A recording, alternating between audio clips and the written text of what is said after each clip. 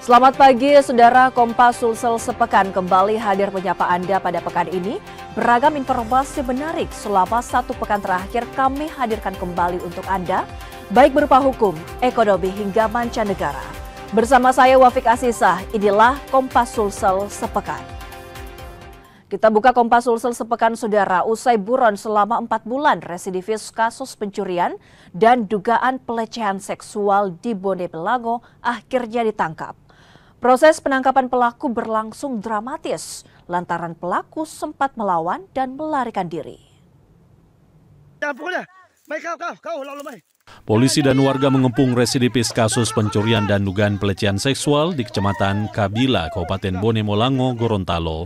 Mereka berupaya menangkap Karim Makidu alias Karimu yang sudah buron sejak 4 bulan lalu. Pria yang juga dikenal sebagai kolor ijo tersebut akhirnya ditangkap di sebuah sungai saat hendak melarikan diri. Dikejar hingga lari nyebur ke sungai. Nah, setelah nyebur sungai, pada saat dikejar tersebut, Karimu juga membawa senjata tajam. Karena dia lari hanyut sehingga senjata tajamnya terjatuh dan anggota juga mengejar. Jadi terjadi pengejaran di sungai oleh personil kita. Terus sempat ada perlawanan tuh? Karena di posisinya hanyut, nah jelas sempat satu lawan satu dengan anggota dan berhasil diringkus untuk Karimunya. Pelaku kini ditahan dan penyidik Polres Bone Bolango melakukan pemeriksaan termasuk saksi dan juga korban pelaku. Kris Kamisma, Kompas TV Bone Bolango, Gorontalo. 3 remaja di Kabupaten Buton Selatan menyerang siswa SMA di lingkungan sekolah. Penyerangan itu membuat seorang siswa alami luka. Satreskrim Polsek Sampolawa menangkap 3 remaja di sebuah rumah kosong di Kelurahan Bandar Batauga, Kecamatan Batauga, Kabupaten Buton Selatan. Polisi bahkan terpaksa melepaskan tembakan peringatan lantaran ketiganya mencoba melarikan diri. 3 remaja tersebut merupakan pelaku penyerangan terhadap siswa SMA Negeri 1 Sampolawa pada Jumat pekan lalu. Ketiga pelaku masing-masing berinisial LA, LD, dan LF yang masih di bawah umur. Pelaku menyerang dengan menggunakan senjata tajam dan melukai seorang siswa. Guru yang ada di SMA 1 Sampolawa, ada penyerangan dengan menggunakan sajam. Mendengar informasi tersebut, anggota kami turun ke TKP dan langsung mengamankan korban, dibawa di puskesmas, dan tersangka kami kejar sampai di wilayah hukum Polsek Batauga. Ketiga remaja tersebut kini diserahkan ke unit PPA Satreskrim Polres Buton untuk proses penyidikan lebih lanjut. Devriatno Neke, Kompas TV Buton Selatan, Sulawesi Tenggara. Kita ke informasi selanjutnya, Saudara. Seorang pria di Goa membacok rekan kerjanya menggunakan senjata tajam. Motif pelaku diduga akibat tersinggung hingga membuat korban kritis.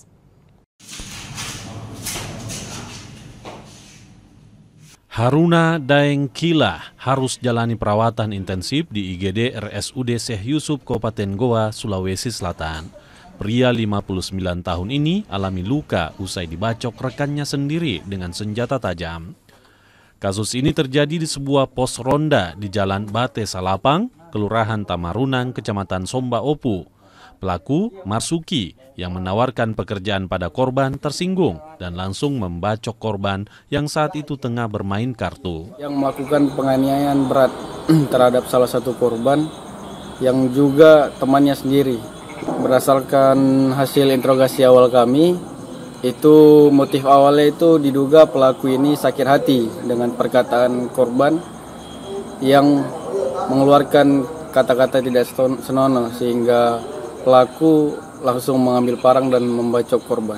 Saat ini pelaku diamankan di Polres Goa. Korban saat ini kondisinya dirawat di salah satu rumah sakit di Kabupaten Goa dan melakukan perawatan yang intensif. Pelaku ditangkap di rumahnya di Kelurahan Tamarunang, Somba Opu, Goa. Polisi juga menyita sebilah senjata tajam yang digunakan membacok korban sebagai barang bukti. Aziz Amin, Kompas TV Goa, Sulawesi Selatan. Saudara, tim gabungan pemerintah Kota Gorontalo bersama TNI Polri menyita ribuan karton minuman keras berbagai jenis di sebuah toko kelontong. Miras tersebut dijual tanpa izin dan akan dimusnahkan. Petugas gabungan dari TNI, Polri, dan Satpol PP Gorontalo menggerebek sebuah toko di Kota Selatan Kota Gorontalo. Toko tersebut diduga menjual minuman keras tanpa izin. Hasilnya, polisi menemukan ribuan miras berbagai jenis di dalam gudang pemilik toko. Petugas pun langsung menyita miras tersebut lantaran tak memiliki dokumen atau izin penjualan. Miras berbagai merek tersebut rencananya akan dimusnahkan. Pada saat kami temukan memang di lokasi ini mereka tidak memiliki izin untuk penjualan minuman beralkohol. Yang adalah izin yang mereka punya adalah toko harian, sehingga ada bukti ilegalitasnya penjualan miras di lokasi ini, sehingga barang bukti berupa minuman beralkohol yang kami temukan ini disita. Yang pertama untuk golongan B disita oleh Polsek Kota Selatan, yang nanti mungkin untuk pelaksanaan terkait dengan unsur pidananya dan sebagainya itu nanti ditangani oleh Polres Kota Gorontalo. Razia miras ilegal ini akan terus dilakukan sebagai upaya menjaga kondisi Kota Gorontalo tetap aman dan menekan aksi kriminalitas. Kris Kamisma, Kota Gorontalo, Gorontalo. Sementara itu, saudara, petugas gabungan menggelar razia di Lapas Kelas 2A Kendari. Dari hasil razia, petugas menemukan berbagai barang yang dilarang masuk ke kamar tahanan. Puluhan petugas gabungan dari personil pengamanan Lapas Kelas 2A Kendari serta TNI dari Kodim 1417 Kendari melakukan razia di blok atau kamar warga binaan. Petugas menyisir dan menggeledah satu persatu kamar warga binaan. Hasilnya, petugas menemukan berbagai barang terlarang seperti telepon hingga benda tajam. Petugas pun akan lakukan penyelidikan asal muasal benda terlarang tersebut masuk ke kamar warga binaan. Hasil razia yang sebagaimana kita lihat ini ada benda-benda tajam, ada charger handphone, ada handphone kurang lebih ada 10 kita dapatkan di dalam kamar, ada yang di luar kamar. Nantinya akan kita sita, kita musnahkan, terus nanti selanjutnya kita buat laporan untuk pimpinan di Jakarta. Razia lapas kali ini dilakukan untuk mencegah potensi gangguan keamanan dan ketertiban dalam lingkungan lapas. Silvian Sakia, Kompas TV, Kendari, Sulawesi Tenggara. Petugas gabungan menggelar razia di dalam Lapas Merauke. Razia kali ini menyasar penyalahgunaan narkoba dan juga senjata tajam. Petugas gabungan dari Lapas Kelas 2B Merauke dan juga Polres Merauke menggelar razia di Blok 4, Blok Hunian Napi Lapas Merauke. Petugas memeriksa setiap napi dan juga menyisir setiap sudut hunian napi. Razia kali ini untuk menyasar penyalahgunaan narkoba dan senjata tajam. Petugas tidak menemukan narkoba dan senjata tajam, namun barang terlarang berhasil disita termasuk ponsel, obat-obatan tanpa resep dokter, pemanas air, pipa hingga pengeras suara. Blok-blok hunian ini yang kita sasar ada 4 dan berisi narapidana dan tahanan. Dan tadi sudah kita lihat hasilnya, tidak ada narkoba, hanya ada HP dan beberapa benda yang memang tidak boleh masuk ke dalam kamar. Razia kali ini digelar atas instruksi Dirjen Lembaga Pemasyarakatan untuk sejumlah lapas di Papua. Sarip Jimar, Kompas TV Merauke, Papua Selatan. Sesaat lagi, saudara, keracunan makanan puluhan warga di Kabupaten Majene, Sulawesi Barat dilarikan ke puskesmas setempat. Kompas Sulsel sepekan akan kembali usai jeda.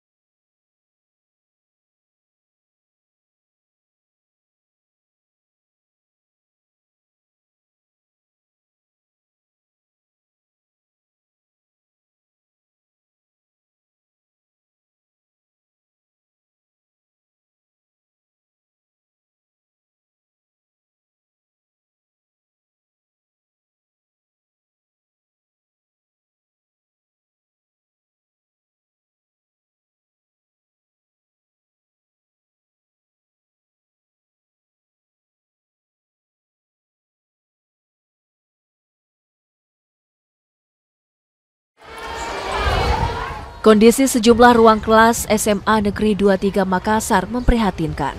Atap dan dinding sekolah rusak termakan usia dan berlubang. Ruang kelas yang sedianya digunakan untuk belajar para siswa tidak dapat digunakan dan terpaksa harus berbagi ruang dengan kelas lainnya. Keadaan diperparah jika hujan turun. Air masuk ke ruang kelas hingga siswa terpaksa harus belajar di musola sekolah bahkan diliburkan. Ini atapnya sekolah aku kan bocor, jadi kasihan yang kelasnya tidak mempunyai atap seperti di mereka 9, karena itu bakal banjir kalau setiap hujan, dan mereka juga turun ke musola untuk belajar. Terus kedua itu pintu kelas itu tidak ada, jadi mungkin rawan kalau kita misalnya turun lagi pelajaran olahraga atau upacara lagi senam pada saat hari Jumat, itu rawan kelas tak kehilangan barang seperti itu. Gedung yang digunakan merupakan pinjaman dari LL Dikti Provinsi Sulawesi Selatan. Di sekolah ini memiliki 912 siswa dan 24 kelas. Sejak berdiri, SMA Negeri 23 belum pernah memiliki gedung sendiri dan telah berpindah tempat sebanyak 2 kali. Sejak di tempat ini, saya tahu 2021 itu sampai sekarang. Berarti sampai sekarang belum ada perbaikan itu segala macam, Kak? Ya belum ada. Itu kalaupun ada itu sekali itu adalah bantuan dari orang tua itu siswa itu. Kak, ini kan bisa dibilang bangunan yang masih dipinjam tuh, Kak? Iya, status seperti apa? Pinjaman ini masih statusnya adalah bukan hak milik. Walaupun distrik sudah berusaha bagaimana supaya ini dihibahkan. Karena ini bangunan Kemendistek. Bangunan Dikti? Iya, Dikti. Kalau lokasinya Pemprov. Iya, seperti itu. Berarti masih status pinjam? Iya, pinjaman. Berarti sudah ada upaya Pak bahwa... Sudah. Bahkan saya dampingi Pak Kadis ke Jakarta beberapa tahun yang lalu kayak itu. Kami ke sana. Sampai saat ini belum ada kepastian apakah sudah dihibahkan atau belum. Ya. Kalau melihat kondisinya itu seperti apa Pak yang sekarang? Ya, kondisinya sangat memprihatinkan deh, karena pertama kepala hujan, kena hujan anak-anak siswa, guru, bahkan itu tidak bisa tempati, ada di kelas itu tidak bisa tempati belajar. Kalau hujan ya dengan sangat terpaksa. Di musola ya? Iya, ke musola atau ke teras belajar. Nah itu, kemudian balok-baloknya itu kalau keras hujan kami takut jangan sampai ditimpa siswa atau guru. Kondisi ini membuat siswa khawatir karena tak jarang atap gedung jatuh. Siswa berharap mendapat gedung sekolah yang layak untuk proses belajar mengajar. Rama Pratama, Kompas TV Makassar, Sulawesi Selatan. Dari rekaman CCTV terlihat pelaku mengancam korbannya yang juga pegawai honorer di salah satu kantor di Jalan Kerung-Kerung, Makassar. Pelaku mengancam korban dengan senjata tajam lantaran ketahuan mencuri 2 unit lampu sorot milik kantor yang disimpan dalam karung. Menurut keterangan dari korban saat kami interogasi di lapangan, terduga pelaku Wandi ini saat kedapatan mencuri balon lampu, pelaku hendak menyangkal sehingga korban dan teman-teman korban melakukan pemeriksaan di karung milik terduga pelaku dan berhasil menemukan 2 buah bola lampu sorot dan lelaki Wandi sempat melarikan diri ke rumahnya sehingga lelaki Wandi ini kembali ke korban dengan membawa parang. Kasus ini kini dalam penanganan Polsek Makassar dan pelaku dikenakan pasal 362 dengan ancaman hukuman 5 tahun penjara. Rama Pratama, Kompas TV Makassar, Sulawesi Selatan. Rumah Sakit Gigi dan Mulut TNI Angkatan Laut Yosudarso Makassar meluncurkan mobil klinik gigi dan mulut keliling atau Ladogi. Dengan mengisi aplikasi BPJS Kesehatan, mobil Ladogi akan melaksanakan pelayanan kunjungan langsung ke pasien gigi dan mulut ke rumah. Sudah coba yang di dalam mobil itu, terus perlengkapannya alatnya lengkap, bagus juga. Terus tanya-tanya dokter juga ternyata bisa dipanggil ke rumah-rumah melalui aplikasi. Dengan layanan ini, masyarakat diberi kemudahan dalam pelayanan kesehatan gigi, khususnya pasien lansia. Pembersihan karang gigi, ya itu bisa dikerjakan. Informasinya bisa juga dipanggil di 155 ya. atau seperti apa? Itu kita sudah punya aplikasinya melalui JKN itu. Kita jadi pasien bisa memesan kami kapan dia mau minta dirawat, tapi tetap kita selektif kasus juga. Selektif kasus dalam artian lebih diutamakan untuk pasien-pasien yang lansia. Seperti kalau misalnya orang sehat ya, kalau bisa ke sini saja, tidak diinikan di kendaraan ini. Tak hanya memberikan perawatan, langkah ini sebagai wujud kepedulian dan komitmen TNI AL terhadap kesehatan dan kesejahteraan masyarakat. Rama Pratama, Kompas TV Makassar, Sulawesi Selatan.